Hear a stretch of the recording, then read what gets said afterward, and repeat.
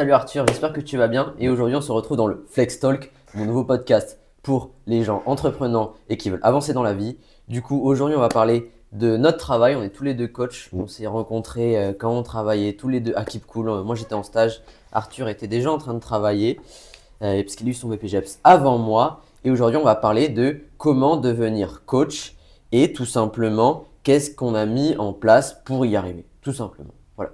Donc écoute, aujourd'hui on est avec Arthur. Salut, tu vas Salut bien? Ulrich, ça va très bien et toi? Ça va très bien, merci.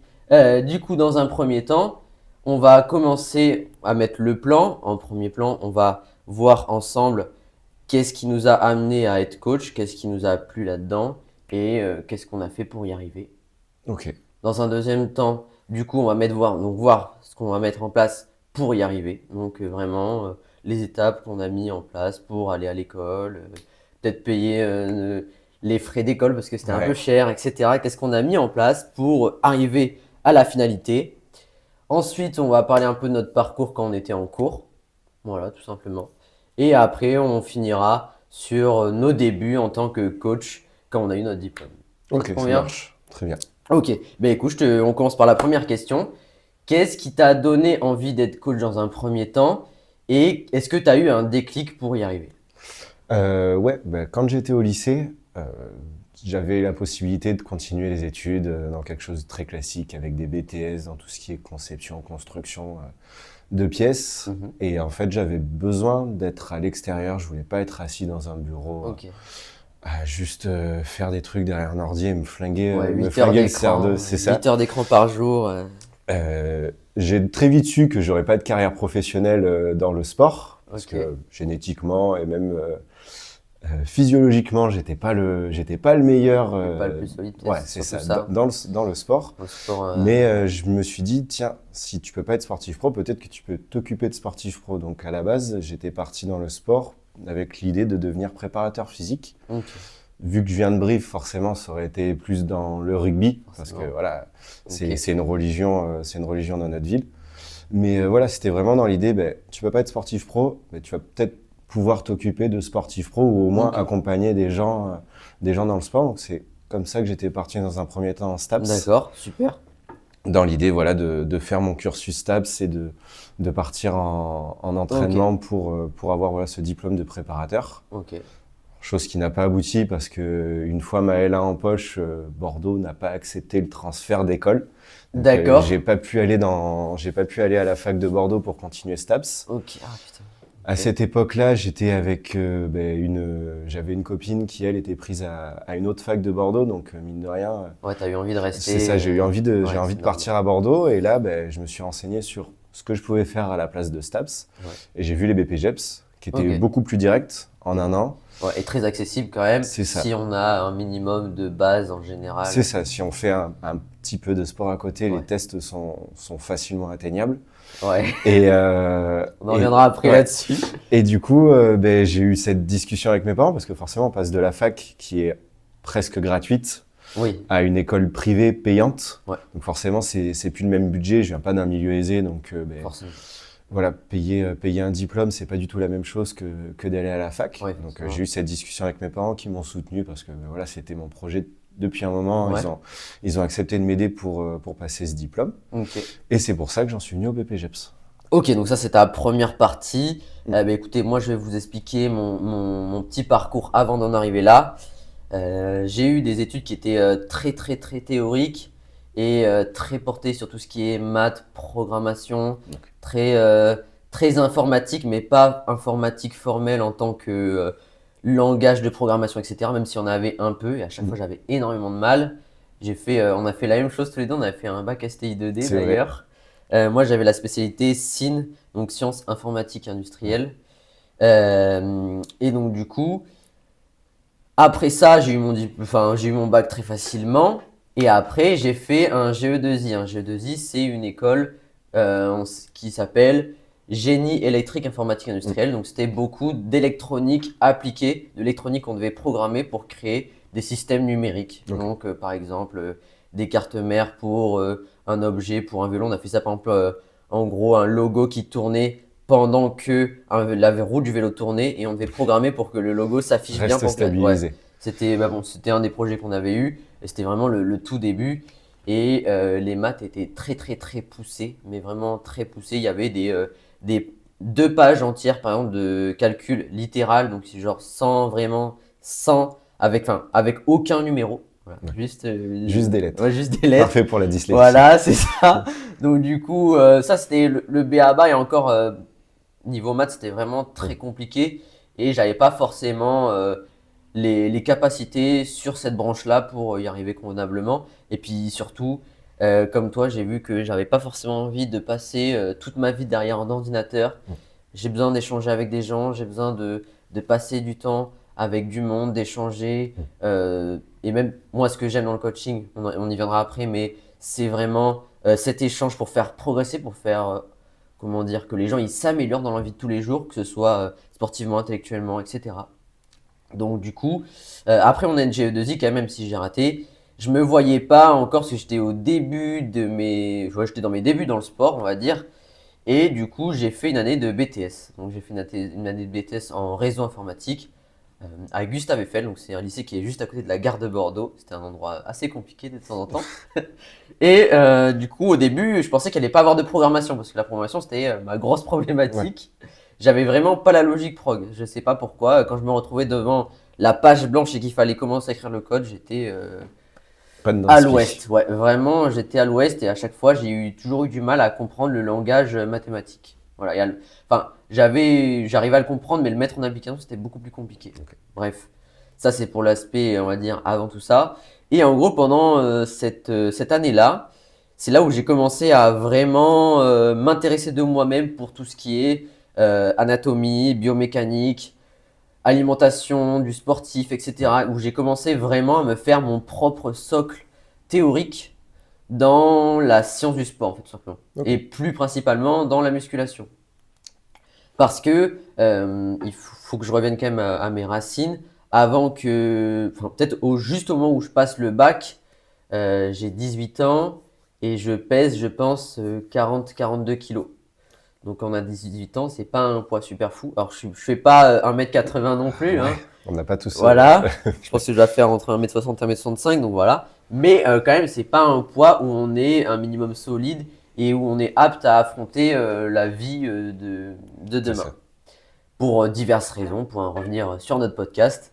Mais du coup, j'ai vraiment commencé à m'entraîner quand j'ai eu 18 ans déjà pour mon plaisir personnel, parce que j'ai toujours aimé ça. Je me voyais avancer et m'améliorer dans quelque Ouais. chose. Et à côté de ça, quand j'étais en cours en GE2I à l'université ou en BTS, le quotidien n'était vraiment pas drôle. C'était tout le temps de la remise en question et qu'est-ce que tu vas faire plus tard et qu'est-ce que tu vas en faire de ces choses que tu n'aimes pas ou tu n'aimes pas et où tu n'y arrives pas en plus. Donc c'était un peu ma porte de sortie quand je détestais les choses que je faisais. Ouais. Et donc du coup, pendant mon année de BTS, vu que j'ai beaucoup, beaucoup, beaucoup cravaché l'aspect théorique et intellectuel de la musculation, eh bien j'ai commencé à aider les gens dans BTS. Donc d'ailleurs, j'ai commencé à aider peut-être 2 personnes qui se reconnaîtront. C'était Yannick et Xavier, s'ils regardent ce podcast. Merci à vous, vous avez été les 2 premiers vraiment que j'ai un peu pu suivre pendant quelques mois. Et en fait, pendant mes années, enfin mon année de BTS, on avait beaucoup de projets sur ordi où on devait faire des nomenclatures de réseaux informatiques pour des entreprises hypothétiques pour apprendre à faire notre métier plus tard. Il se trouve que les premiers mois, j'ai quand même essayé de faire les choses, voilà. Et au bout d'un moment, mes projets, c'était surtout de faire des progs sur mesure pour les mecs avec qui j'étais en projet informatique. C'est tout le temps ça, les BTS. Ouais, c'est ça. Donc du coup, ça a été, on va dire, ma première expérience où j'ai pu suivre du coup 2 personnes. Un qui s'entraînait tout le temps avec moi à la salle, donc Xavier, et Yannick qui s'entraînait de son côté et à qui j'ai fait une prog sur mesure. Ils ont eu des résultats très intéressants chacun et j'ai aussi aidé d'autres personnes comme Hugo par exemple pour qu'ils puissent s'améliorer dans leur pratique parce que c'était des gens qui aimaient le sport et qui s'entraînaient aussi un peu de leur côté. C'était pas des grands aficionados, mais ils aimaient bien quand même pratiquer. Et du coup, via ces 3 premières expériences que j'ai fait sur quelques mois, j'avais encore pas, comment dire, la confiance en moi pour me dire je vais devenir coach. Parce que je regardais beaucoup Instagram, je regardais beaucoup les réseaux. Ouais. Et quand tu regardes les réseaux, tu vois tout le temps le haut du panier. Et le haut du panier, les coachs qui réussissent, ça va être les mecs qui font du bodybuilding et qui ont des titres. Ça va être les mecs chargés qui ont des physiques hors normes. Et des fois, ils n'ont peut-être pas forcément l'audience ou le coaching qu'on y croit, mais ils arrivent à donner l'illusion que tout marche pour eux. Oui, et puis surtout avec ces gars-là, il y a une différence entre avoir un bon physique et savoir s'entraîner, avoir des titres, comme tu dis, Ouais, et avoir la savoir pédagogie. enseigner Exactement. aux autres. C'est C'est ça. pas parce qu'on a le physique de Schwarzy qu'on va réussir à faire À en sorte accompagner c'est une ça, personne. Ouais. que ces personnes atteignent leurs C'est ça, objectifs. parce C'est que deux quand on choses s'accompagne une différentes. personne, tu as forcément l'aspect personnel qui entre en compte. Tu as beau être le meilleur coach pour toi-même, si tu sais pas t'adapter au rythme de vie, à l'hygiène de vie, à la qualité de vie d'une personne, rien que ça, c'est la base d'un coaching, enfin, d'un suivi de bonne qualité. Si tu sais pas faire ça, à t'adapter à quelqu'un d'autre, ben, tu vas droit au mur. C'est Je ça. pense qu'on est d'accord là-dessus. Et donc, du coup, voilà, j'ai commencé à suivre des gens et en fait, les profs, ils ont commencé à le voir que je faisais des Ok. programmes et des coachings comme ça. Et bien alors, d'ailleurs, c'est que c'était très rigolo. J'avais une anecdote sur ça. J'étais en cours de prog et le prof aimait pas trop les gens qui ne réussissaient pas dans ce milieu-là. Mais il était quand même assez rigolo de temps en temps. Et c'était un prof de prépa. Et le lycée où j'étais, il y avait des grandes prépas. Donc c'était un prof qui était très exigeant. Ok. Mais il aimait quand même voir les gens qui réussissaient. Et j'avais fait une prise de masse sur 3 mois et j'avais pris 5 kilos en 3 mois. Ce qui Bon se cochon. voit, ouais. Ce qui pour ma taille, c'est quand même énorme de passer. J'étais passé de 58 kilos à 63 kilos. Ça fait vraiment beaucoup plus solide en peu de temps. Et je me rappelle, le prof, il m'avait mis envoyé au tableau. Il voyait que j'y arrivais pas. Il disait ouais, mais de toute façon, regardez-le, il fait que s'entraîner. Et puis en plus, il prend des trucs, ce mec, parce que regardez comment il a progressé et tout. Bref, c'était rigolo. Je pense que il y a souvent un effet de miroir quand les gens rejettent et quand ils se disent ben moi, j'y arrive pas, donc ce mec, il y arrive, mais parce qu'il a dû forcément utiliser des choses illicites pour y arriver. On m'a jamais dit que je me dopais. Non, ouais. Alors je pense que c'était pas du dopage, Oui. mais je pense qu'il dit ouais, il prend des protéines parce que de ce temps-là, les gens connaissaient pas le milieu et pour eux prendre des protéines, c'était déjà l'enfer sur C'est terre. le chétan. Ouais, voilà. Bon bref, c'est comme ça. Et donc du coup, après, vraiment dans les 2 mois de la fin d'année, j'ai eu des profs qui étaient très sympas avec moi parce qu'en fait, ils ont vu qu'en français, maths et anglais, j'avais des très bonnes notes. J'avais entre 16 et 18 de moyenne. Ok. Et en programmation, j'avais 4. Et donc, du coup, ils se disaient, mais il y a un problème. Il est pas con parce que dans les trucs généraux, il est très Ouais. bon. Mais dans la partie programmation, il est à l'ouest. Et donc, ils se sont dit, bah, ils sont venus me voir un jour, ils me disent, mais t'es tout simplement pas au bon endroit. Il dit, par contre, je sais que bah, t'es sportif, ça se voit. Et dans un deuxième temps, je sais que t'as suivi des gens dans cette classe parce que je les ai vus avancer. Et ils m'ont dit, mais pourquoi tu fais pas ça? Et en fait, le premier déclic, ça a été que ben, c'est pas moi qui me le suis dit. Et Ouais, c'est grâce à eux, quelqu'un je les qui- remercie énormément parce que c'est pas ma famille non plus qui m'a aidé à avoir ce cheminement-là. C'est vraiment des gens qui sont extérieurs et qui ne me connaissent pas forcément.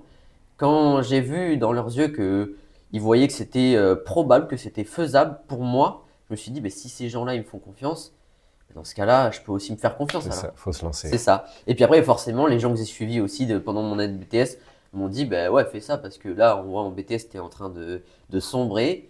Euh, j'ai eu des moments très compliqués en plus parce que j'avais eu une relation avec une fille pendant ce BTS qui s'est très mal passée. Enfin, très mal passée. Ça s'est pas mal passé entre Mal nous, fini. mais c'était pas ce que j'espérais. Et après ça, j'ai rencontré Marine, ma copine avec qui je suis depuis 7 ans maintenant. Mais j'ai eu cette période-là qui était très compliquée d'un point de vue autant sentimental que d'un point de vue professionnel, études. Et du coup, ça a été vraiment mon encre pour pas sombrer le sport. Donc je me suis dit, dans un premier temps, si je pouvais travailler dans quelque chose qui me passionne et en plus pouvoir aider les gens, bah, c'est tout bénef parce que ben, moi j'ai vu, comme j'ai dit avant mon BTS, avant mes études, je faisais 40 kilos pour 1m60 je pense. Aujourd'hui j'en fais 66, 68, donc j'ai pris 28 kilos. Je vois la personne que je suis devenue, mais juste, c'est pas que d'un point de vue physique, mais aussi d'un point de vue intellectuel et mental, la détermination que ça m'a donné dans la vie. Je me suis dit, mais pourquoi pas transmettre ça en fait, tout simplement, en plus que les gens m'ont fait confiance, tout simplement. Donc voilà mon cheminement pour en arriver là. Donc on passe à la deuxième partie. Putain, j'ai vachement m'en parlé. Si j'avais su. Ah, c'est pas grave. Mais pour la deuxième partie, tu peux en parler autant, il n'y a pas de ça souci. marche. Pour la deuxième partie, on passe du coup, quel a été notre cheminement pour arriver, une fois qu'on s'est dit, bon, ok, on va devenir coach. Allez, c'est parti, on se lance. Qu'est-ce qui nous a permis d'arriver à rentrer dans une école pour devenir coach? Ok. Donc, bah, écoute, je te laisse commencer et puis après, je suivrai. Eh ben, du coup, quand j'ai vu que ça allait pas être STAPS, mais le BPGEPS, je me suis déjà renseigné sur le global de la formation. Je m'étais renseigné forcément quand j'ai vu qu'on pouvait faire un BPGEPS pour atteindre un petit peu ce que je voulais faire, ce que je voulais faire de base. Okay. Mais c'était un monde, voilà, on passe de la fac avec des cours théoriques en salle. La vie, elle est toute sale. La vie est simple. Et puis, on a ces petits cours de sport le vendredi matin au lendemain de soirée. À vraiment une école privée où on paye et mine de rien, il faut avoir une certaine rigueur parce que là, on a payé, on peut pas se permettre de louper les cours. Puis c'est tes parents qui ont payé, t'as pas envie de les décevoir non plus pour toi. Donc, on n'a pas envie d'avoir le père qui te fait des réflexions et des ou quoi reproches, que ce soit. Parce que il a investi de l'argent et ça. pour lui, c'est du temps, il croit en toi, je pense, tous les jours. Donc forcément, il a envie de te voir réussir. Donc c'est une toute autre rigueur. J'étais pas, que ce soit lycée, collège ou même STAPS, j'étais pas le plus assidu. Okay. Mais là, forcément, le côté financier, le côté professionnel, parce que c'est une école qui te donne un diplôme à la fin, une carte c'est pro. Professionnalisant. Donc ça te met un peu plus de pression. Enfin, personnellement, ça m'a mis un peu plus de pression à la réussite. Ok. Du coup, je me suis renseigné forcément sur les tests qu'on allait passer, les connaissances qu'il fallait avoir un minimum s'il y avait un entretien oral aussi, et un peu le contenu de l'année, parce que bon, je venais de STAPS, j'avais validé ma première année, donc j'avais déjà quand même de bonnes bases dans tout ce qui est anatomie, physio, enfin j'avais déjà vu une bonne partie du contenu. Une bonne nomenclature sur tout ce qui va être la théorie qui va te permettre d'avoir les connaissances pour coacher quelqu'un. Beaucoup plus théorique forcément que pratique, STAPS par rapport au BPGEPS, c'est très très théorique, mais au moins j'avais cette base-là. Donc je me suis dit, ok, le côté un peu scolaire, je vais avoir de bons arguments et de bonnes connaissances pour réussir. Okay. Après, forcément, il y aura tout l'aspect physique, parce que du coup, je me suis inscrit en 2019. J'étais pas forcément le plus à l'aise physiquement. J'ai jamais eu de facilité dans le sport. Je me suis toujours beaucoup entraîné parce que je viens d'une famille militaire, donc le sport a toujours fait partie intégrante de la vie. Mais voilà, j'avais pas le même gabarit que mon père. J'ai jamais eu de facilité dans n'importe quel sport, donc fallait quand même s'entraîner. Il y avait du travail. Il y avait du travail. Ouais. Et quand j'ai trouvé l'école, j'ai regardé la plus proche de l'appartement que j'étais parce que j'avais pas de voiture sur Bordeaux. Une fois que je me suis inscrit à l'école, que voilà mon dossier était validé, que j'avais mon inscription pour passer les tests, il fallait trouver une structure d'accueil pour le stage pendant 1 an. Okay. Pareil, j'ai pris mon vélo, je suis allé de salle en salle déposer mes CV en expliquant voilà mon projet de passer le BPGEPS, c'est d'être en stage avec eux sur 1 an. Rémunéré, non rémunéré, ça c'est les salles de sport qui décident, malheureusement c'est pas nous. On en parlera après, je pense. Et j'ai eu la salle juste à côté de chez moi, donc qui était Kidpool, là où on s'est rencontrés tous les deux. Effectivement. Et je suis tombé sur quelqu'un qui a eu confiance en mon projet, et je le remercie, Greg, si tu passes par là, merci d'avoir convaincu le manager et la responsable de l'époque. Et derrière, en fait, le contrat, c'était, écoute, tu t'entraînes autant de temps que tu veux dans la salle en attendant ton concours. Il chapeautait un petit peu quand même les séances suivi, par rapport aux tests qu'on allait avoir. Tu as été suivi par un coach, le coach de Kidpool. C'est ça, exactement. C'était vraiment un suivi léger parce que c'était à titre gracieux pour m'aider à réussir, mais au moins j'avais une petite idée supplémentaire de ce qu'il fallait que je travaille pour les tests. Oui, tu as eu cet accompagnement quand des fois on est un peu perdu dans tout ce qui est tests, parce que on va revenir sur les tests. Est-ce que tu peux détailler les tests auxquels tu as eu à faire? Les tests, le premier test à réussir, c'était un luc léger. Donc les paliers à franchir avec les bips. Est-ce que tu peux détailler exactement? Alors, c'est quoi? C'est 20 mètres, je crois, luc léger. C'est 20 mètres, tu as 2 plots espacés de 20 mètres avec une zone de 1 mètre après chaque plot. Pour poser le pied. Et à chaque bip, tu dois être de l'autre côté de la zone du plot, tout simplement. Et plus les bips avancent, plus il faut courir vite. Voilà. Pour donner un ordre d'idée, il faut avoir une moyenne je pense à la fin, on devait faire palier 10, donc arriver au palier Ouais, 10. quelque chose comme ça. Et je crois que c'était une moyenne de 11 km/h entre les plots. Les plots. Sauf qu'il faut savoir que tu pars de zéro vu que tu t'arrêtes au plot. Donc il faut que tu relances beaucoup plus que 11 km/h C'est ça. pour arriver à une moyenne de 11 km/h. Parce qu'en fait, à chaque fois, tu fais demi-tour, demi-tour, demi-tour, demi-tour. C'est que de l'accélération et du cardio. Donc c'est très compliqué. Moi, je me souviens, j'avais eu beaucoup de soucis pour ça. Mais on en reviendra après, je te laisse continuer. Mais autant la course, ça allait, même si le Luc Léger, j'avais plus eu l'habitude de faire des tests VMA sur piste. Ouais. Avec le rugby et le STAPS. J'avais un peu moins l'habitude des allers-retours. Donc c'est là, on m'a dit, il n'y a pas besoin de savoir courir, il faut juste arriver à gérer son cardio et l'explosivité au départ. Donc on s'est un peu entraîné sur ça. Et puis forcément, syndrome de l'essuie-glace en s'entraînant. Tu l'avais déjà ? Ouais, j'avais déjà le syndrome de l'essuie-glace, mauvaise basket. Donc en m'entraînant, je m'étais bousillé le genou. Donc j'ai fini le dernier mois avant l'étape au rameur. Je faisais du fractionné au rameur pour continuer à décrasser et envoyer le cardio. Donc j'ai fait mon Luc Léger avec le syndrome de l'essuie-glace. C'était pas mal. Waouh. C'était pas mal. J'ai bien serré les dents, mais bon, avec un bon échauffement et un peu de baume du tigre, on va dire que ça a limité la casse. Donc pour la course, c'était pas le plus compliqué à préparer pour moi. Ouais, Là où j'avais plus de boulot, c'était les tests du centre BPJEPS où j'allais les passer, donc les tests musculation. Ouais, parce que chaque centre a son propre test. Alors, c'est grosso merdo la même chose, mais chaque directeur va pouvoir mettre des petites variantes. Ok, je capte. Et ça va pas être juste, par exemple, je sais plus, c'était pour les gars, c'était par exemple 6 tractions strictes, je crois, le minimum à passer. Ah ouais, en fait, tu avais les TEP, donc c'est les tests préalables, en gros. Ça. Quand tu réussis tes TEP, je sais pas si tu te souviens, mais c'est les tests qui te permettent de valider en gros. Ouais. Ok, tu as le droit de participer à des épreuves d'école. C'est ça. Et donc en gros, les TEP, c'est pas l'école qui le fait. Enfin, ce sont des écoles qui le chapeautent, mais en réel, c'est vraiment d'un aspect. Maintenant, c'est plus les écoles qui chapeautent. C'est par exemple sur la région de Bordeaux, il va y avoir un TEP pour toutes les écoles. D'accord, ok. Et donc du coup, je me souviens que c'était vraiment d'un point de vue, gouvernemental. Ouais. Et du coup, les tests, c'est les mêmes pour tout le monde. C'est palier 10 pour les hommes au Luc Léger et 8 pour les femmes. C'était 6 tractions strictes. C'était 6 développés couchés à 80% de ton poids de corps. Et il y avait squat. Et squat, c'était 110% de ton poids de corps. Et minimum 6 reps aussi. À 6 reps. Ouais. Et une fois que tu as réussi ça, c'est bon. En vrai, pour quelqu'un qui s'entraîne, c'est pas hors norme. Après, toi, je sais que tu as quand même une génétique un peu plus compliquée pour la performance que moi. Donc forcément, je pense que le squat, peut-être, ça a dû être un petit C'était le plus dur. Ouais. Le squat, c'était le plus dur. Je crois que j'ai passé 7 reps, mais difficilement.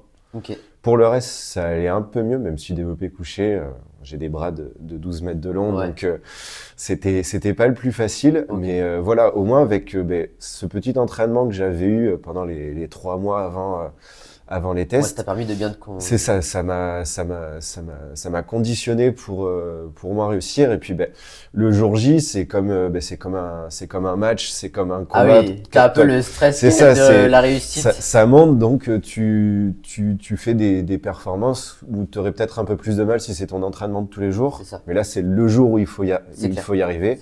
Donc tu te sors un peu les doigts, tu t'échauffes bien pareil avant parce que j'en ai vu pas s'échauffer au test et du coup se rater parce qu'ils étaient trop confiants. Ça c'est le classique. Et là du coup nous c'était ok, vous avez ces répétitions minimum à faire. Ouais. Si vous voulez faire plus, faites plus entre guillemets.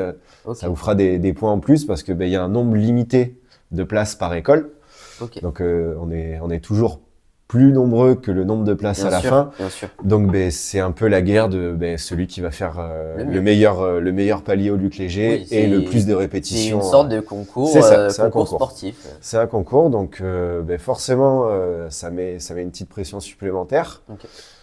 On se compare un petit peu déjà aux autres en se disant tiens, est-ce que lui va réussir à la course, est-ce que lui va réussir. Oui, des fois tu voyais des mecs ultra solides. C'est ça, on voyait les go muscu, on se disait s'il réussit le Luc Léger, ça va être compliqué de le déloger, sur la muscu. Et des fois, on peut avoir des très bonnes surprises. C'est clair. Des très bonnes surprises sur des physiques où on s'y attend pas du tout. Et au final, ils passent les tests haut la main. Donc, ça a permis, mine de rien, déjà de rencontrer les gens avec qui j'allais faire ma formation après. Parce que on était beaucoup à passer les tests en même temps. D'accord. Et après, tu as fait tes tests d'école, du coup. Et après, les tests d'école, même si on était déjà validé. Ouais. Moi, Ok, je sais que d'accord. dans l'école où j'étais, on était déjà validé par rapport au TEP, mais c'était juste voir un petit peu le niveau de base avant de commencer l'année. Ok. Moi, je Et fais que qu'est-ce que ça. tu as eu comme test pour accéder à ton école, même Ben, si tu étais déjà validé? vu que c'était activité de la forme haltéro-muscu, Ouais. on a refait un petit peu les bases sur tous les mouvements un petit peu qu'on n'avait pas eu au test, parce qu'on n'avait que 3 mouvements au Ouais, c'est test. clair, c'est léger. Donc, il voulait voir un petit peu le reste des mouvements de musculation, juste au niveau exécution, même si on y revient, les premiers mois de formation, il voulait voir quand même un petit peu l'exécution des mouvements, Oui, savoir c'est si sûr. on avait un petit peu de pratique T'étais en à l'aise ou muscu. quoi, ouais. Haltérophilie aussi, il voulait Ok. voir si on avait déjà des petites bases au moins sur le En haltéro, mouvement ouais. ou autre. Ok. J'avais fait un petit peu de CrossFit quand j'étais encore à Brive avec un coach de CrossFit. Donc T'avais quand même les bases en j'avais haltéro, vu ouais. des bases. J'avais un mouvement pas propre, mais au moins j'avais des bases sur ce que devait être un mouvement d'haltérophilie. Ok. Et même si je faisais pas la formation Courco, petit Courco, voir où on en était quand même Ok, sur les Courco. d'accord, énorme, Donc là, énorme. c'était très drôle d'être sur un step en Corée. C'était pas mon. Ouais, quand on n'a jamais fait, Ouais. ouais, c'est rigolo. Ok. C'était Donc pas. ça a été ton cheminement, du coup, pour arriver à Ouais, l'école. c'est ça, exactement. Ok, bah écoute, pour moi, ça a été un peu très différent. Ok. On a eu une année, je pense toi tu l'as passé un an avant moi, le Ouais. TEP. Déjà, quand j'ai quitté du coup mon BTS, les gens de ma famille m'ont pas aidé. Ils m'ont pas aidé. Peut-être qu'ils croyaient en moi, je ne sais pas. Mais bon, ma maman, c'est pas quelqu'un qui est d'un milieu aisé, même voire le contraire totalement.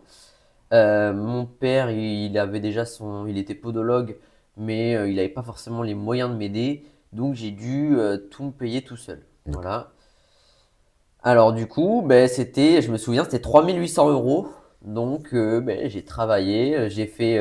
Faut savoir que j'ai enchaîné un nombre incalculable de boulots avant de faire ce que j'aime et de vivre de ma passion.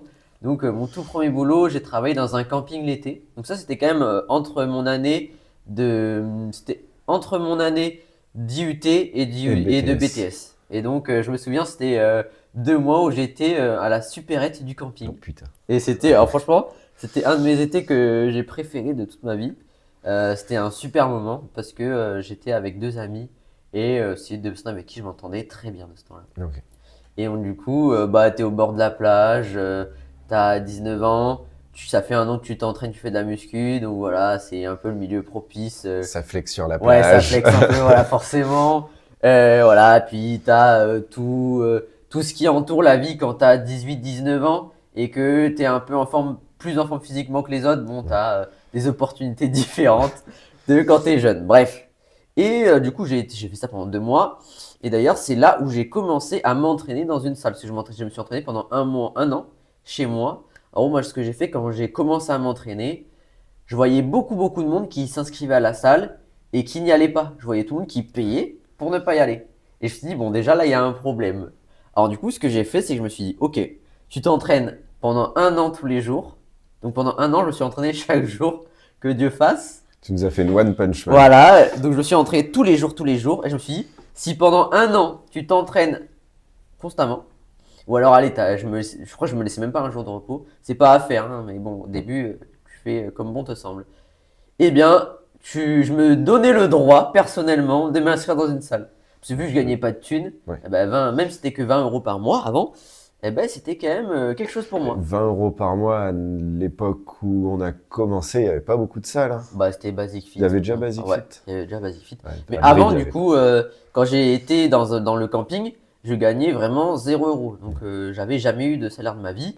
Et du coup, je me rappelle que quand même ma maman a pris de son argent personnel, sachant qu'elle n'avait pas beaucoup, pour me payer un abonnement dans une salle à Lacano Ok. avec en fait un monsieur qui était passionné de bodybuilding. Et donc, du coup, ça m'a énormément bien aidé parce que c'est un abonnement où en fait tu avais un peu pas du coaching privé et one-to-one compris, mais à chaque fois que tu avais une question ou quoi, tu pouvais aller voir soit le coach de l'accueil, soit il y avait beaucoup de stagiaires Ok. dans Coach comme nous, on l'a été. Ouais. Et du coup, bah, ça m'a énormément aidé parce que eux, ils étaient heureux d'accompagner quelqu'un qui avait l'air passionné par ce qu'il fait et aussi par quelqu'un qui s'intéressait beaucoup à leur travail. Donc du coup, j'ai eu la chance pendant 2 mois d'être super bien suivi. Et je leur posais beaucoup, beaucoup de questions et ça les embêtait pas. Donc ça m'a fait énormément plaisir.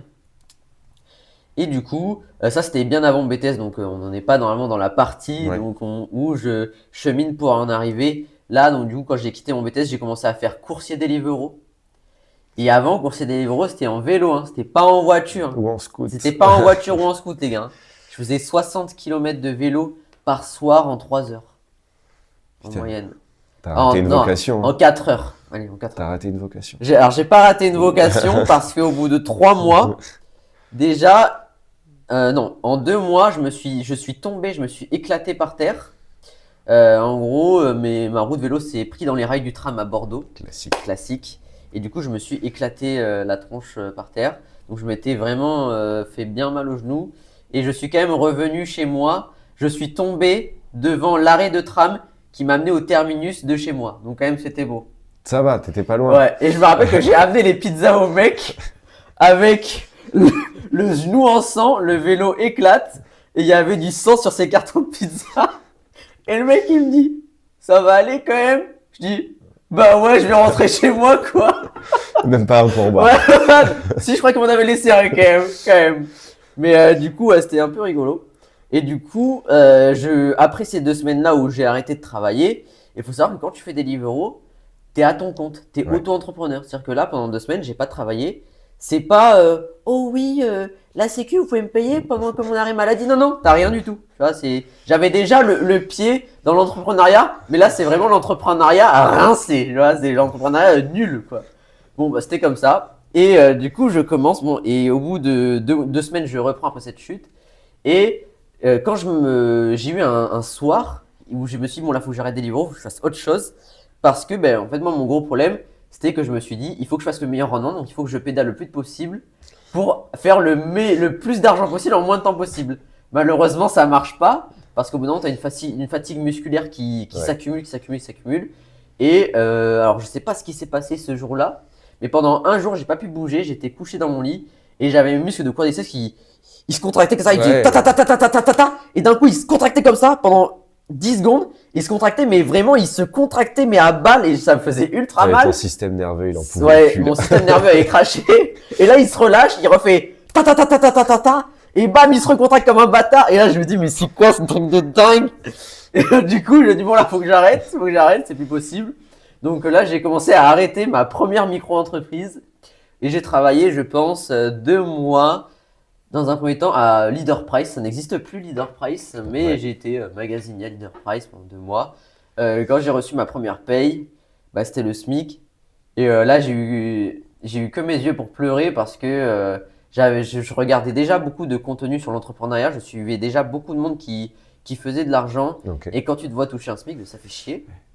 Et forcément, quand tu te regardes tout le temps des personnes qui sont dans l'entrepreneuriat, que je suivais beaucoup sur les réseaux sociaux, et forcément, quand tu regardes quelque chose, le cerveau, il y a un gros effet miroir. Et quand tu t'y retrouves pas, bah, ça te fait un peu chier en fait. Et c'est là où je me suis dit, il y a un truc, j'aime l'entrepreneuriat du coup. Et c'est là où j'ai commencé à me dire, bon, bah, si tu fais ton BP, fais de l'entrepreneuriat. Ça a été l'un des débuts. Et après, juste après Leader Price, j'ai commencé à travailler à Chrono Drive. Ouais. Alors Chrono Ça, je me Drive, souviens. ça tu connais, parce qu'avec Arthur on se connaît depuis longtemps, on est très proches, donc il connaît un peu toutes ces histoires-là. J'ai commencé à mi-temps, donc vu que j'avais encore mon statut étudiant, il prenait les étudiants. Et du coup, j'ai commencé à mi-temps, donc je crois que mon tout premier contrat, je travaillais que 12 heures par semaine. Et ils n'avaient pas autre chose à m'offrir, alors bah, j'ai pris parce que j'avais rien. Et je suis jamais quelqu'un qui a voulu vivre du chômage ou des aides, etc. Donc j'ai jamais touché d'aide, j'ai toujours eu le fruit de mon travail en gros. Voilà.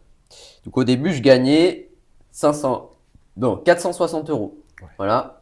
Tu vois, les 2 ou 3 premiers mois, je faisais ça. Après, ils m'ont passé en 20 heures par semaine. Donc en 20 heures par semaine, je gagnais 760 euros par mois. La richesse. C'est assez énorme. Mais donc, du coup, en vrai, au fil des mois, j'économisais. Vraiment, l'argent que j'avais, je n'y touchais pas du tout. Je vivais vraiment de rien. Je vivais de mon entraînement qui me faisait plaisir, mes réseaux sociaux où je postais déjà des choses sur Instagram et j'allais voir ma copine. Donc, on allait de temps en temps dans des fast-food. Hein, on ne se payait pas des restos de ce temps-là. Et ça nous faisait très plaisir, ça nous T'allais suffisait. pas chez Ramsey. J'allais pas chez Gordon Putain. Ramsay. Je suis toujours pas allé d'ailleurs. Hein, mais, Non plus. bon, aujourd'hui, j'ai peut-être les moyens d'y aller, donc pourquoi pas un jour. Mais donc du coup, voilà. J'ai cheminé comme cela. Et là, j'ai commencé à me renseigner sur les tests, etc. Donc, comme on en a parlé tout à l'heure, donc palier 10 au luc léger, 6 tractions, 80% de ton poids de corps ou 60%, j'ai dit, c'était 80, je crois. 80% de ton poids de corps au Faudrait que bench. je revois les. Donc, 6 répétitions à 80% de ton poids de corps au développé couché et 110% au squat. Au squat. Bon, moi, je m'entraînais, je faisais que de la musculation. Ouais. C'est ma passion. Vraiment, dans ce temps-là, je faisais vraiment que ça. Et j'adorais ça. Donc, forcément, les tests de musculation, c'était pas compliqué. Et vraiment, même le squat, même si j'ai des jambes qui sont assez longues pour ma taille, vu que je suis pas grand quand même, ça va. Le bench, c'était vraiment. Je pense que la perf qu'ils me demandaient, c'était mon échauffement, donc ça allait. Et les 6 tractions, vu que j'étais pas lourd, c'était facile. Et vu que je faisais déjà pas mal de tractions, parce que quand j'ai commencé à m'entraîner dans ma chambre avant, hein, pendant l'année avant que je m'inscrive dans une salle, je me suis entraîné, comme je l'ai dit, pendant 1 an dans ma chambre et je faisais des pompes et des tractions tous les jours. Tous les jours, que Dieu fasse, je faisais ça tous les jours. C'était comme ça. Et, Oh, les tendinites que tu aurais pu avoir. et ouais, et c'est pour ça que je me suis dit, putain, j'ai été solide parce que après coup, faire des pompes tous les jours, je pense qu'à la fin, j'en faisais entre 200 et 300 par jour et je faisais entre 60 et 100 tractions par jour, à peu près. C'est pas mal. Donc c'est pas mal, mais quand tu fais ça tous les jours, ça te paraît normal de faire ça. Bon bref, c'est comme ça. J'avais pas encore les notions de surcharge progressive, progresser, à part faire plus de reps, c'est tout ce que je faisais. Toujours plus. Voilà, toujours plus. Mais et donc du coup, ouais, j'ai commencé à mettre de l'argent de côté via ce mi-temps-là, et à côté, j'ai commencé du coup à m'entraîner pour le luc léger, parce que le luc léger, ça a été vraiment ma plus grande bête noire de ce monde, je pense, après le permis voiture. Que t'as toujours pas. Toujours pas. Mais vraiment, le luc léger, ça a été quelque chose d'hors norme parce que palier 10, pour moi, déjà, ça me paraissait inatteignable. Moi, j'ai toujours détesté les sports de cardio. Sauf quand je dois courir après un ballon, j'ai fait du foot, j'ai toujours adoré ça. Mais quand vraiment il fallait vraiment faire du cardio pour du cardio, Courir pour courir. j'ai toujours détesté ça. Et pour moi, ça a été vraiment une grosse épreuve parce que j'ai commencé à faire un luc léger. J'ai fait palier 6. Palier 6, c'est vraiment léger. Ouais, mais c'est pour Et là, me je donner me un ordre suis d'idée. dit, palier 6, va y avoir du travail pour avoir palier 10. J'ai commencé à courir un peu et alors je faisais des sortes de luc léger mais sur tapis à Basic Fit. Ok. En fait, il faut savoir que le luc léger, en gros, ça augmente de 0,5 km/h ou de 1 km/h toutes les minutes. Je crois que c'est 0,5. 0,5 ouais, toutes les minutes. Donc je crois qu'on commence à 6. C'est allure marche. Ouais, allure marche rapide, donc 6 Ouais. km/h. Et tous les paliers, tu augmentes de 0,5. Donc, c'est ce que j'avais fait sur tapis. Mais sur tapis, tu fais pas d'aller-retour. Donc, c'est très simple. Ouais. J'arrivais à des trucs comme palier 12 ou 13 à la fin. Non, je dis une connerie. J'arrivais à palier 10. Je me suis dit, ouais, palier 10, c'est bien. Oui, c'est bien sur tapis et sans aller-retour. Et quand j'ai commencé à me confronter du coup au test de luc léger, j'en ai refait un. Je crois que c'était 1 mois ou 2 mois après.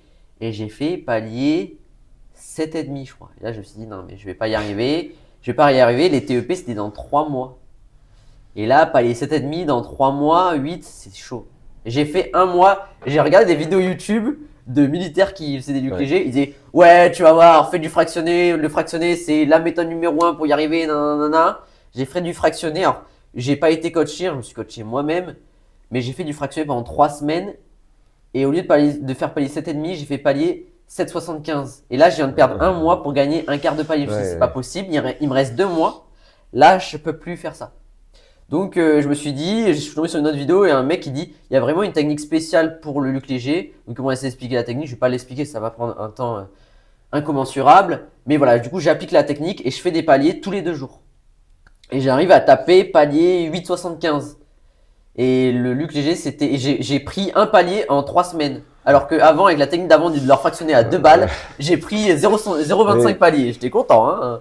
Donc là, je me suis dit, bon, déjà, il y a un truc. Et je me suis dit, bon, bah là, le TEP, c'était dans 1 mois, 1 semaine. Ma compagne qui m'a toujours, Marine, qui m'a toujours énormément aidé dans ma vie et toujours accompagné, elle m'a dit, écoute, vu que je vois que t'as pas la déterre, je vais y aller avec toi tous les jours.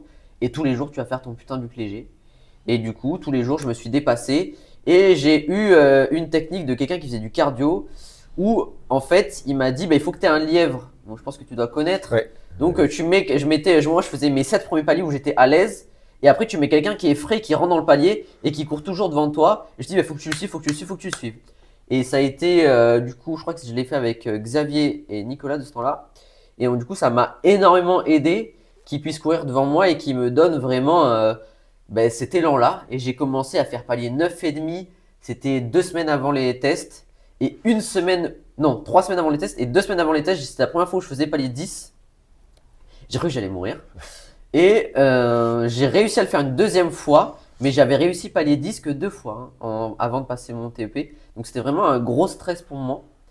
Et je me rappelle quand j'ai passé les TEP, il y avait une nana qui était à côté de moi, qui avait l'air quand même en forme. Et les filles devaient s'arrêter palier 8. Et je pensais pas qu'on le faisait tous en même temps. Ouais. Et donc du coup, à la fin, vraiment quand tu es dans le dur des TEP et du Luc léger, t'entends plus les paliers, t'entends juste les bips. Ouais. Et du coup, je me suis dit, bon, quand les nanas elles vont s'arrêter, bah, je sais que c'est pas lui, il m'en reste 2 et après tu bombardes. Et je m'étais calé sur un mec qui était devant moi, il avait l'air chaud. Et en fait, il était parti trop vite et du coup, il a arrêté avant moi, il a pas eu ses J'ai eu TEP. la même chose. Et là, je me suis dit, oh là là, déjà, je sais pas comment je vais faire. Si lui, il arrête, je sais pas comment je vais faire. Alors, déjà, dans le premier temps, donc les TEP commencent, etc., les allers-retours, machin. Et dans un premier temps, du coup, la fille, elle comprend pas qu'elle doit s'arrêter à palier 8. Elle comprend qu'elle doit faire palier 8 en entier. Ouais, donc Et jusqu'au là, bip du 9. Voilà, jusqu'au palier 9.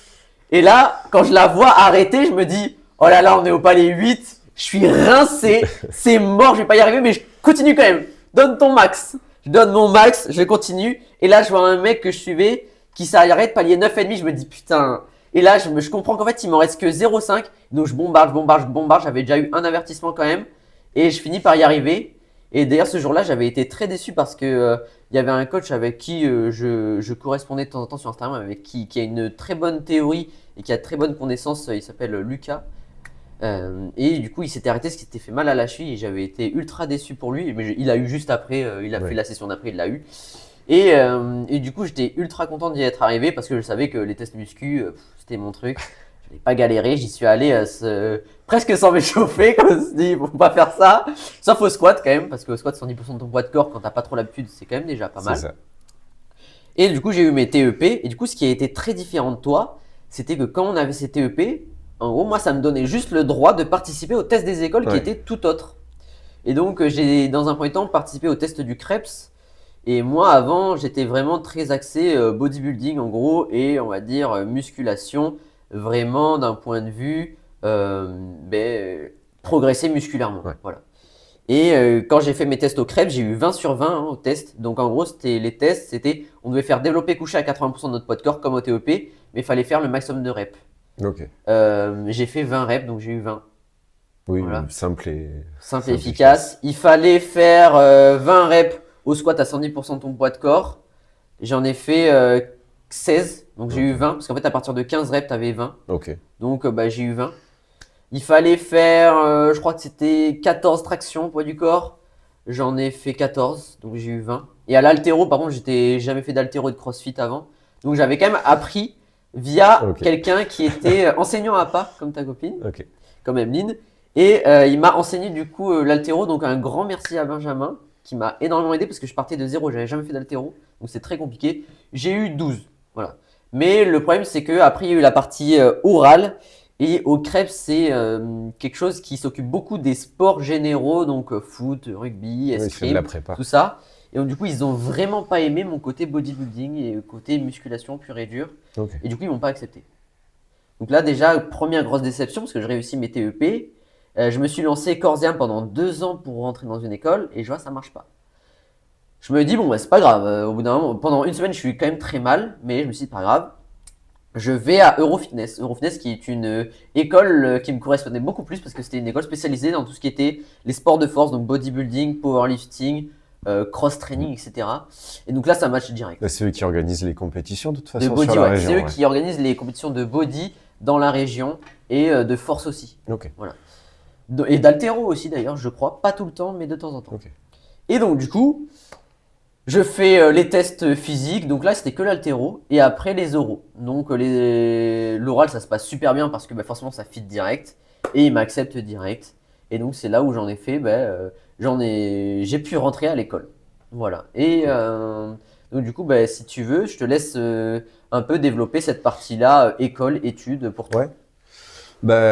Moi, l'école, comme j'ai dit, j'avais déjà ce bagage STABS, donc tout ce qui était approche sur l'anatomie, aussi bien squelettique que musculaire, j'avais déjà tout vu et revu en STABS pendant ma L1 parce que Oui, c'est très on fait théorique. tout de A Ouais. à Z. Donc sur ce côté-là, j'avais déjà le bagage base. qui était entier. Donc ça servait de révision plus que d'apprentissage. Ok. Pour le côté physio, même si j'étais pas le meilleur en physio, en STABS, il y avait beaucoup de notions que j'avais déjà vues. Mhm. Là, avec forcément un contexte plus musculation que sport général qu'on avait en STAPS. Ok. Mais voilà, c'était juste orienter les connaissances que j'avais déjà plus dans un esprit d'entraînement pour les D'accord. clients. Nickel. Et pour soi aussi, parce qu'on Bien sûr. on apprend avant tout sur soi, comme tu disais, Dans un et premier on temps, essaie tu de fais sur transmettre, toi, voilà, c'est ça. essaie de transmettre après Exactement. aux autres. Et après, les cours, tout ce qui est apprentissage des bonnes postures, Ok. parce que ouais, j'étais déjà inscrit en ça, j'avais fait de la muscu, mais c'est comme toi aussi au début, c'était de la muscu YouTube. On Alors moi j'ai eu de la chance regardait, d'être coaché oui. comme je disais, mais c'est que Mais, j'ai quand même eu cette partie-là coaching vraiment. ouais, Et après j'ai dû continuer par ouais, moi-même avec YouTube et tout. Mais en vrai, si tu choisis bien tes influenceurs, ouais, c'est ça. avant il n'y avait pas d'influenceurs fitness comme aujourd'hui Où tout est, où tout est expliqué tout est nickel. expliqué. Ouais. Alors non justement, je trouve pas. Aujourd'hui je trouve pas. Parce que toi tu dis ça parce que tu sais bien choisir les gens que tu suis. Oui, Mais aujourd'hui, il y a énormément de gens qui parlent de musculation ou de fitness sans être professionnels, sans avoir de diplôme et sans connaître vraiment les choses comme il faut. Mais juste, ils parlent juste de leur propre expérience. Et des fois, c'est pas de la super bonne qualité. Quand tu sais oui, pas non, vraiment où chercher. c'est ce que Ouais. je voulais dire, c'est Ok. que il y avait beaucoup moins de contenu fitness en 2019, Ouais. 2020 Mais c'était que qu'aujourd'hui. des professionnels. Ouais, C'était que des mais, professionnels comparé à aujourd'hui. mais du coup, tu essayais de reproduire, Ouais. mais tu n'avais pas forcément L'accompagnement. l'accompagnement derrière, ou Bien alors sûr. tu étais soit tout seul, soit avec un pote à toi qui, pareil, n'avait pas le recul pour te dire ouais, là, c'est bien, tu vas pas te faire mal. Et j'ai mis des années avant de savoir faire du développé couché sans me faire mal aux Bien épaules. sûr, bien Tu vois, sûr. parce que C'est la base, c'est la base. naturellement, tu vas pas bien te positionner Ouais. sur, alors que c'est un des premiers moments que tout le monde veut faire à la C'est musculation. clair. Et pourtant, il y a un placement à faire pour savoir le faire sans C'est se faire clair. mal. L'alignement des articulations, C'est ça. la trajectoire. Et juste etc. le fait de bomber le torse, c'est de Oui, pas de bien sortir sortir les le épaules. buste, ouais, c'est Et, clair. et du coup, en fait, ouais, j'avais un petit bagage en musculation, mais en fait, mes mouvements n'étaient pas bons. Donc, Ouais, donc du coup, bon, alors, juste le podcast a coupé parce que là, je filmais avec une GoPro et j'avais plus de batterie. Voilà, donc tout simplement, on reprend. on reprend la Donc, discussion.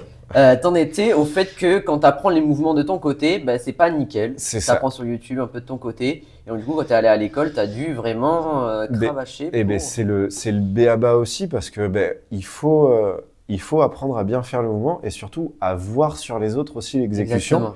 Parce que Exactement. ça va être le cœur de notre métier, faire du sport aux gens. Donc, Bien sûr. si soi-même on n'est pas capable de voir, au moins de voir, à la limite, on peut se tromper nous Bien aussi, sûr, bien enfin, sûr. on n'est pas des robots, mais au moins de voir sur une personne si le mouvement est bon ou pas bon, essayer de lui faire ressentir des choses. Et c'était un côté, je trouve, très intéressant. Ouais.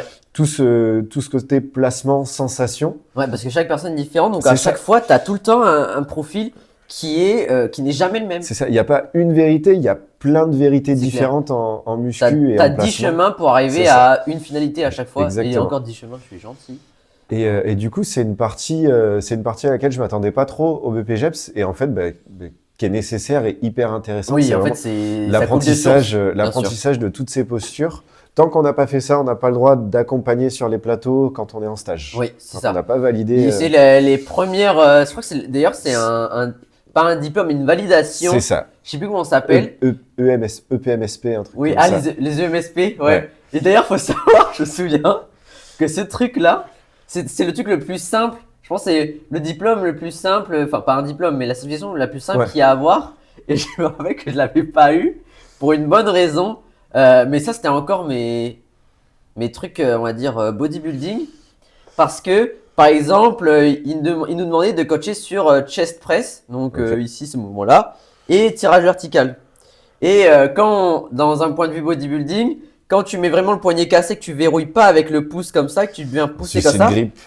tu pousses beaucoup, tu sens beaucoup mieux les pecs. C'est une sensation. Et du coup, quand je monte le mouvement, ben, je le monte sans verrouiller et je pousse comme ça. Sauf que problème, on est sur une machine guidée, il n'y a aucun poids qui va te tomber dessus. Tu es sur une machine assis comme ça. Et le mec, il me donne pas mes MSP, enfin bref, le truc, parce que Trop de lettres. j'ai pas verrouillé. Et aussi, je me rappelle, ils me l'ont fait repasser, je crois, 2 semaines ou 3 semaines Ouais. après.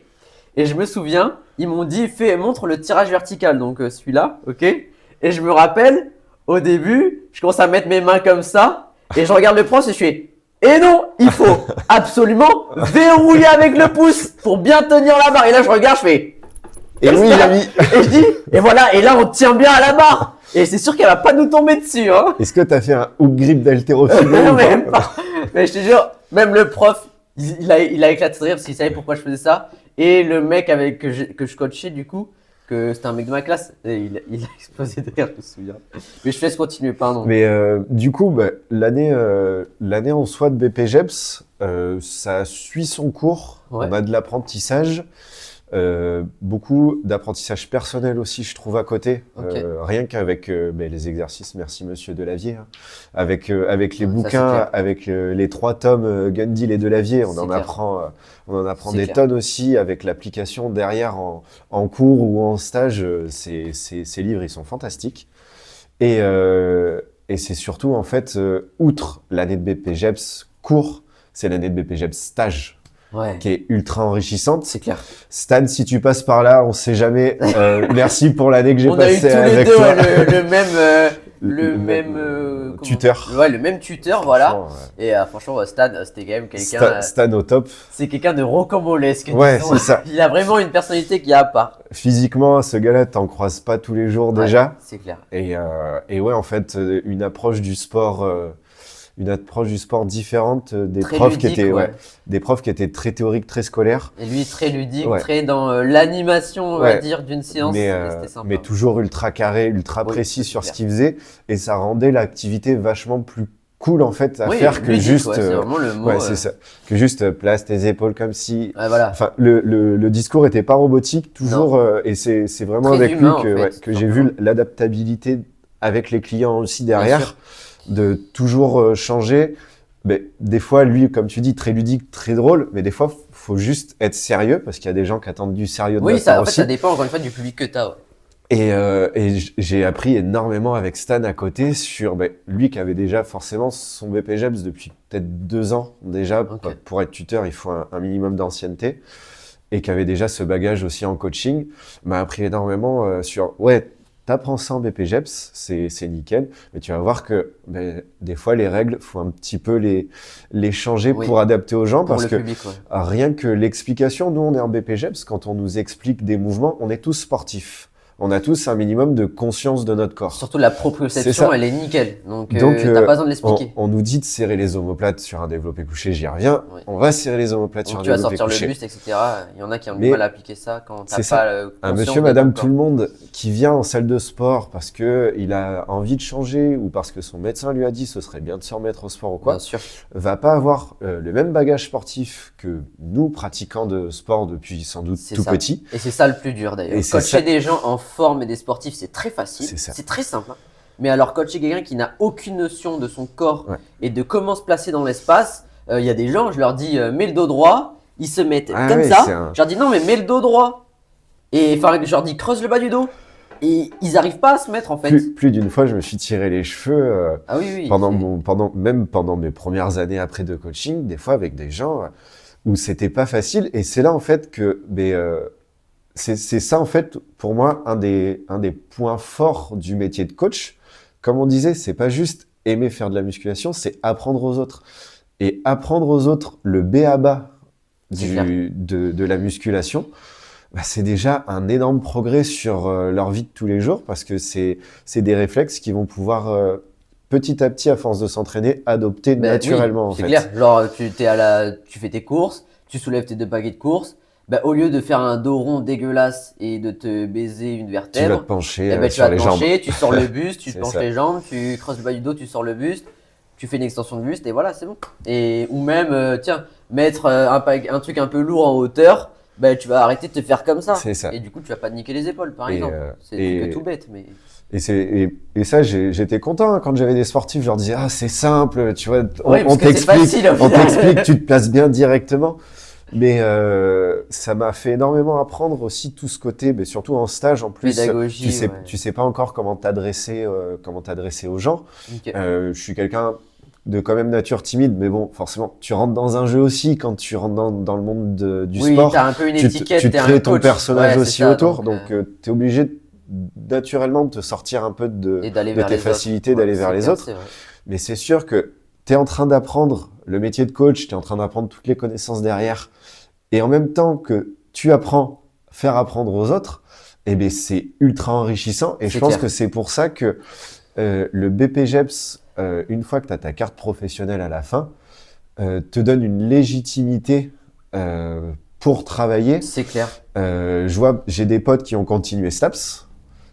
Ben, moi, 3 mois après mon diplôme, je travaillais. Ouais. J'ai des potes après leur STAPS qui devaient faire des petits boulots à côté, en dehors du sport, parce qu'ils ne trouvaient pas forcément de travail, parce que il y avait ce côté professionnel et accompagnement qu'on avait et qu'ils n'ont pas. Donc oui, on va beaucoup moins loin dans les faits en BPGEPS. Dans l'anatomie, la théorie, c'est vrai qu'il y a certaines choses. C'est beaucoup moins poussé, mais par contre, c'est moins poussé, mais au moins on a fait du terrain, on a du relationnel un minimum. Bah, c'est que surtout, ils t'apprennent à avoir la meilleure pédagogie possible, ils t'apprennent ok, t'as quelqu'un de lambda, t'as quelqu'un de pas très en forme, ben, qu'est-ce que tu vas devoir mettre en place pour qu'il prenne des bonnes habitudes, pour qu'il prenne des bons mouvements, pour qu'ils prennent des bonnes. Parce qu'au final, c'est pas que la musculation.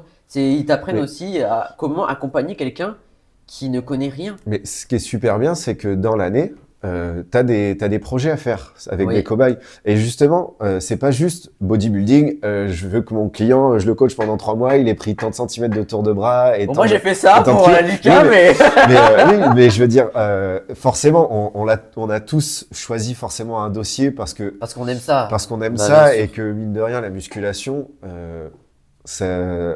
même si tu vas pas pour prendre du muscle, au bout d'un moment, tu vas prendre un petit peu de muscle pour de la préparation physique. Ouais. Tu veux faire perdre du poids à une dame, mais mine de rien, si tu fais avec une balance à impédance-métrie, tu vas te rendre compte qu'elle a pris de la masse musculaire aussi. Enfin, et puis même, elle va aimer prendre de la masse musculaire aussi. Donc ça engage plus les gens dans le fait de continuer. Donc la case prise de masse, je pense que 80% des gens qui ont fait un BPGEPS avaient envie de faire un cobaye prise de masse. On est d'accord. Mais ce qui est bien, c'est que il y a tous les à côté. Il y a faire un cobaye perte de poids. Moi, je sais que j'avais fait perte de poids avec Romain, dont je m'étais occupé pendant tout mon stage, dès le début de mon stage, et que j'avais validé mes EPMSP, j'avais eu Romain sous mon aile. Donc pendant 6 mois, je m'étais occupé de lui. Et mais moi, par contre, j'ai pas pris prise de masse. J'avais développement des qualités physiques, vu qu'à la base, j'aurais aimé être préparateur physique. Je m'étais occupé de Lucas, qui était boxeur et qui voulait développer son explosivité et se sentir de plus en plus à l'aise sur un ring aussi. Et ce qui est bien, c'est que mine de rien, tu es obligé de choisir un petit éventail de possibilités de travail pendant ton BPGEPS, donc de la prise de masse, de la perte de poids. Juste du sport santé aussi, c'est tout à fait, c'est ça, de la remise en forme classique. Mais t'es pas cantonné à une seule discipline et justement le jour de ton examen, c'est tiré au sort. Donc t'as beau avoir préparé plus un cobaye qu'un autre, plus travaillé un sujet qu'un autre, le jour de l'examen, c'est le jury qui décide au hasard sur quel sujet ils vont te poser les questions et ça t'oblige mine de rien à pouvoir être polyvalent sur ton métier. Parce que nous, quand on regarde forcément les réseaux aujourd'hui, tu vas aller vers, par exemple, un coach ou un préparateur parce que tu sais qu'il est très bon, par exemple, en préparation bodybuilding. Tu vas aller voir, je prends l'exemple, quand je faisais du football américain, tout le monde allait voir Pack Athlète parce que en préparation sur des sports comme le foot américain ou d'autres sports qui demandent un package musculaire et physiologique hors norme, il est très très bon comme préparateur physique. Et du coup, ces gars-là, tu vas les voir parce que tu sais qu'ils sont excellents dans leur domaine. Alors que quand tu commences le coaching, il faut que tu sois capable de voir tout le monde. Tu peux pas te permettre d'avoir une sélection Au dès début, le surtout début. toi, que tu as travaillé dans une salle, on va dire, lambda, C'est qui est ça. cool, c'est vraiment d'ailleurs, leur cible, hein, c'est C'est le sport pour tous, oui, ou voilà, je sais c'est plus ça. le slogan aujourd'hui, Oui, mais c'est vrai. il faut pouvoir accueillir tout le monde. Et mine de Très rien, inclusif. c'est ça. Il faut que tout le monde puisse faire du sport. Et mine de rien, ben, je vais pas cracher sur le dos parce que ça m'a fait énormément apprendre sur la Ouais. polyvalence du C'est coaching. vrai, c'est vrai, c'est vrai. J'ai entraîné des mecs justement pour le sport, Lucas, Romain ou d'autres, pour du rugby, de la boxe, du basket, des gars qui voulaient juste développer leur qualité physique pour des matchs, des tournois, des combats derrière. C'est clair. Et c'était hyper intéressant parce que c'était mon appétence favorite au début, la préparation Bien physique. sûr. Mais quand tu as des jeunes qui se sentent mal dans leur peau, qui veulent perdre du poids, des gens qui sont en obésité, qui ont des opérations, on leur dit madame, là, faut se mettre au sport parce que sinon, Ça va sinon être votre compliqué, santé va ouais. prendre un coup. C'est clair. Ou des post-opératoires qui me faisaient écho. Moi, mon papa qui a eu un accident à l'armée et qui a dû faire de la rééducation derrière pour retrouver son tonus musculaire et ses Même si capacités t'as pas trop physiques. écouté. Ouais, voilà. Mais derrière, en fait, tous ces profils-là différents qu'on va avoir nous apprennent énormément sur notre façon de travailler Bien et sûr. sur des techniques d'entraînement. Faut se renseigner parce que moi, la perte de poids, c'était pas quelque chose Ouais. que je me sociais, surtout avec mon métabolisme. La perte de poids, j'ai Ouais, on est tous jamais les deux dans le trop même eu, cas, donc on n'a jamais eu à faire de vraie c'est perte ça. de poids en soi. Donc, j'ai dû potasser de mon côté aussi pour gérer la perte de poids. Des gens qui ont des traumatismes, on voit beaucoup de traumatismes en BPGEPS, mais Oui, c'est des c'est vrai. traumatismes légers. Donc, Oui. sur certains retours au sport, mine de rien, je regardais énormément Internet. J'avais de bonnes relations avec mon ostéo, donc je lui posais des questions aussi Ouais. sur, à ton avis, si je propose ça, est-ce que ça peut être adapté aussi? Parce que j'ai pas envie de faire de conneries de mon côté Bien sûr. et d'encore plus blesser la personne, parce Bien que sûr. mon but, c'est qu'elle aille mieux et pas Bah oui, que, qu'elle avance, pas que ça hein, régresse. donc, bien sûr. J'ai eu le cas d'une fille qui a eu un accident avec la hanche qui avait complètement pété et qui était à peine plus vieille que nous. Quand je suis parti de la oui, salle, oui, je me souviens. Pauline a Ouais. recouru sur le tapis et il y a me pas souviens. longtemps, elle a fait des 10 km et des semi-marathons. Énorme, Alors que quand elle est revenue, elle boitait à la salle. énorme. Et ça, je l'ai pas fait au feeling. Parce Ok. que au feeling, Ouais. je me suis pas dit, tiens, on va tenter ça. Je pense que c'est vraiment ce que t'amène le BPGEPS, c'est que Faut on chercher. Voilà, on a tous notre base. Quand on arrive avec notre base, moi par exemple, j'ai eu une grosse base sur musculation, prise Ouais. de masse, bodybuilding, et après perte de poids, même si moi j'en ai jamais fait, parce que dans le bodybuilding, je suis beaucoup d'athlètes qui préparaient des compètes, et du coup ils ont une grosse phase de sèche, et du coup bon, ça s'applique à quelqu'un de normal aussi. Oui, hein. c'est ça. Et du coup, je pense que dans le BPGEP, ce qui est bien, alors je vais pas, pour expliquer ma partie, je vais pas réexpliquer ce que a dit Arthur, c'est super. Je vais pas réexpliquer vraiment tout ce qu'il a déjà dit parce que c'est vraiment l'aspect pédagogique et accompagnement de personnes qui n'a aucune notion de sport qui est important dans le BPGEPS. C'est l'encadrement tout public en gros. C'est ça. Et moi, donc j'ai eu vraiment cet aspect-là, bodybuilding, musculation. Et forcément, ce qui est super, c'est déjà encadrer des personnes qui n'ont aucune connaissance et qui ont des soucis. Ça, c'est très compliqué à faire et c'est ce qu'on t'apprend. Et je pense que ça doit être le plus important du BPGEPS. Clairement. Dans un deuxième temps, ce qui va être très important, ça va être de s'intéresser aux choses qui ne nous intéressent pas de base. Par exemple, j'avais jamais fait de CrossFit. Ouais. Et pendant mon année de PPGEPS, on est tombé sur un prof qui avait une box de CrossFit sur Pessac, donc ça s'appelle Square. Je crois qu'elle existe plus. À Ça côté existe. du McDo? Ouais, c'est ça. Elle n'existe plus. Ok, bon, c'était une salle un peu de cross-training, mais un peu adaptée pour les personnes. Et c'était super. Et c'est le premier cross-training que j'ai fait de ma vie. Et en vrai, j'ai adoré ça. Et ça te permettre de découvrir des choses nouvelles auxquelles tu penses pas forcément faire ou que tu te sens pas de faire. Et finalement, vu que tu dois être coach, tu dois obligatoirement savoir tout faire. Hein. Enfin, tout faire dans les grandes lignes, Ouais. Mais tu dois quand même maîtriser. Et Sauf les courcos. Sauf les courcos, ouais, parce qu'on n'a jamais fait le courco. La Zumba, les trucs comme ça, c'est bon, ça ira, pas pour moi. Bon. Mais du coup, ouais, c'est clair que tout ce qui est, on va dire, cross-training et accompagnement de personnes remises en forme, c'était vraiment pas mon cadre à moi du tout. Et ça m'a énormément aidé. Et même après mon BPGEPS, j'ai voulu faire des sports de combat. J'avais commencé la boxe thaï, après j'ai fait de l'anglaise, etc.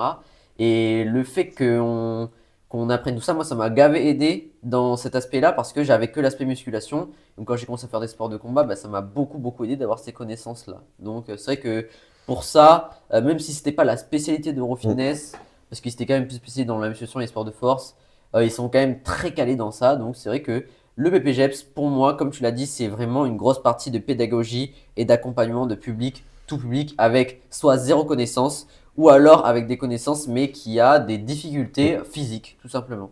Et comprendre que tu vas pas suivre Michel de la même façon que Jean-Michel. Oui, et puis faut prendre en conscience que le métier de coach, à part voilà pour l'élite, enfin ou quand tu as plusieurs années d'expérience de coaching, Bien sûr. C'est pas que de la prépa Instagram ou autre. Bien sûr, c'est clair.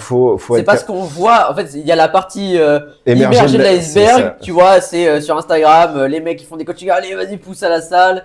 Ou alors un tel qui fait des suivis. Et au final, tu te rends compte que quand tu arrives dans le grand bain du coaching, alors Arthur, lui, il a été direct salarié. Moi, j'ai été direct à mon compte. Donc, c'est très différent. Ouais. On a eu un profil qui est très différent. Et je pense qu'on en parlera dans un prochain podcast. Mais c'est vrai que ça a été très compliqué pour nous au début, quand on était en stage, d'accompagner des gens qui n'avaient pas forcément la forme en fait. Oui, parce que déjà pendant le BPGEPS, on est tous entre sportifs et en fait c'est pas facile, surtout on l'a fait jeune notre BPGEPS. Il y en a c'est de la reconversion professionnelle, mais nous on l'a fait jeune. Et du coup découvrir que on fait pas tous du sport.